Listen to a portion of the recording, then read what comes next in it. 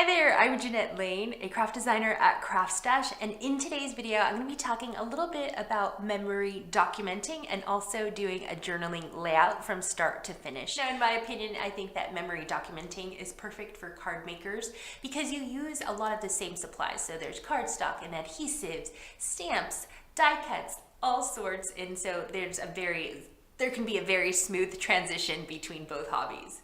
It's so easy to document your memories in a journal or even a planner. And I feel like journals are easiest because you can make one or use any cute notebook you find at a stationery shop. So I've made these little journaling notebooks, and I'll have that video for you linked below so that you can see just how easy it is to make up these notebooks and get started on memory documenting. Now, you may or may not know that there are whole systems dedicated to memory documenting, like scrapbooks, but there's also, maybe you've heard of the Heidi Swapp memory planner system, and that's perfect. It is a planner. It's great for keeping organized and keeping track of your tasks and your appointments and your schedule, but it's also great for memory documenting. But of course, you don't need a memory planner or even a scrapbook to start memory documenting. You can just do that in a notebook. Memory documenting is a bit like scrapbooking in that it's a combination of pictures and other elements to create a layout. However, journaling is on a much smaller scale. So scrapbooks are usually 12 by 12 inches, but memory documenting doesn't have to be restricted to that size. Like I mentioned earlier, you can just use a notebook that you find at a stationery store, or you can make your own. This is the journal that I'm going to be using for my layout. I made this myself, and again, I have that link for how to make your own journaling notebooks below. And I'm just opening it to the, I'm not going to use the first page. I think I'm going to do a little like cover or like an introductory page here, but I'm just going to open to the first double-sided layout so that I can lay out my pictures in a way that I like. These are photos from my birthday. I took a trip to Castleton, which I absolutely love. It's one of my favorite little places. And so these are some photos that I took that day, and I'm just arranging them on my double-sided layout here. For my photos, I took these on a cell phone and then downloaded them on a Word document and kind of resized them so that they were itty-bitty to fit into my journaling layout. And I printed them on regular copy paper because I didn't have any photo paper on hand, but definitely print them on photo paper if you do have access to that. Now, I love journaling with photographs, but that's definitely optional if you don't have photos. You can use something like receipts, you can use brochures, you can use business cards, you can use tickets and incorporate all these things into your layouts. So I have my photos roughly in the position that I want them, and I'm gonna start off with adding some washi tape. I love washi tape. There are so many gorgeous patterns to pick from, and I'm using this gold foil design by First Edition, and I love this washi tape. It has the days of the week on it, so I'm just gonna add a little strip here to add some color to my layout.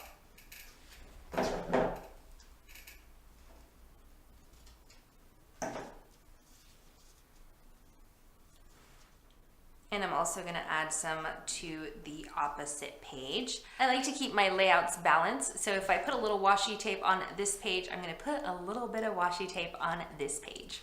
Next, I'm going to grab this gold foiled washi tape, stripy washi tape. I love stripes. And I'm just cutting off a piece, and I'm going to place that on top of my photo here, just kind of like a placeholder. I don't have to commit to it. That's the great thing about washi tape, but if I like it, I'm going to keep it. But for right now, it's just to kind of hold my photos in place. Next, I'm going to do a little bit of die cutting because I want to add some die cuts throughout my layout. And for my die cutting machine, I'm using the Sizzix Foldaway. Love this little machine. And for my die, I'm using this First Edition 6x6 die. It's a rose die. It's absolutely stunning. And what I love about this is that you can snip out some elements from it because it's very snippable, but also you can do whole panels and use them as a background for your layout.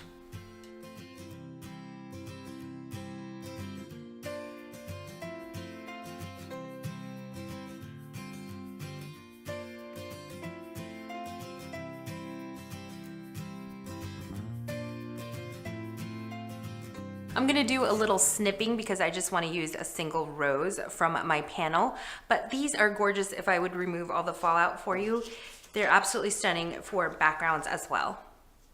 Here are my 2 rose die cuts. They're gorgeous, so I want to add these, and thanks to the washi tape, I can just lift that right off the page, kind of rearrange this, rotate this in a way that makes me happy.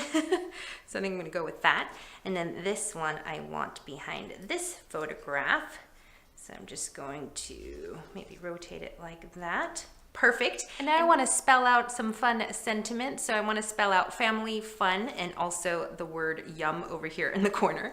And for my alphabet, I'm going to be using this die set, which was part of the Die Cutting Essentials special box kit. And I will have that linked for you below. But I love this alpha set, die set. It's perfect for journaling and for card making, but it's just a really quirky font, as you'll see in just a bit. And I don't know, it's one of my favorite dies. I'm going to be cutting my alpha die from aqua cardstock. So I'm just loading that up and running it through. And I'm going to spell out family, fun, and yum. So let me grab those letters. And then after that, I can die cut any remaining letters that I might need. So I wanted to spell out family, fun, and yum, so I'm gonna have to do this again. Actually, I wanted to do the family, fun, the fun word in sparkly glitter card. So I'm going to make sure that the F, the U, and the N are all in this. I might have to trim this up actually, just to make sure that I get all the letters that I need. All right, so I'm still missing a Y and an M, so I'm gonna die cut that again.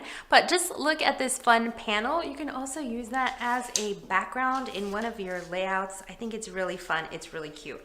Now, if you wanna get really creative and resourceful, you can use train tickets, brochures, receipts, or business cards that you save from your trips and your travels, and you can die cut those. So that would be really cute to do like a little alphabet, a little sentiment, sorry, with your train tickets. Or also, if you have any like special shaped punches like hearts or circles, these are really easy to punch out or also die cut with any of your dies. I have my sentiments spelled out and my die cuts, and now I'm ready to glue everything down.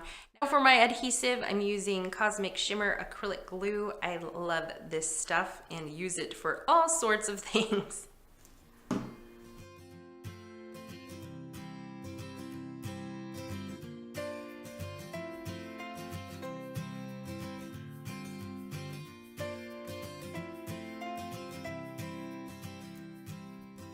Now that all my elements are glued down, I'm gonna do a little bit of journaling. So I'm just gonna add some little sentences and notes so that I don't forget any of these great memories that I had that I shared with my family on my birthday.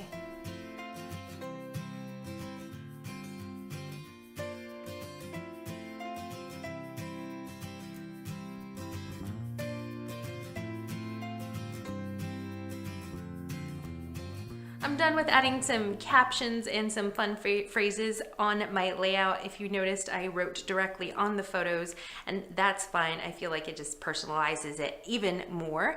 But if you are more into the writing side of journaling, then you can do half a layout with your photos and your memories, and then write out a summary of your day, which would have been great too. I can also do that on the next page if I want, but for now, just a few reminders throughout my layout will do. Memory documenting doesn't have to be stressful. You can make of it what you want, really personalize it and make it your own, make it you. And if you don't have photographs, or maybe you like to journal more, maybe you like more the writing side of memory keeping and memory documenting, then you can write out what happened in your day, your travels, and then on this side you can just do a little bit of watercoloring, maybe add some fun sentiment stamps that'll complement what you've written. And call it a day. Really, it's up to you what you make of your journaling layouts. After all, these are for you. These are keepsakes for in the future when you want to look back on some happy memories. I'm Jeanette Lane for CraftStash. Thank you so much for watching this tutorial. Everything that I used today, except my family photos, are available on the CraftStash website, and that's craftstash.co.uk, and you're gonna find heaps and heaps of inspiration and how-tos. Thank you so much for watching again, and I will see you real soon.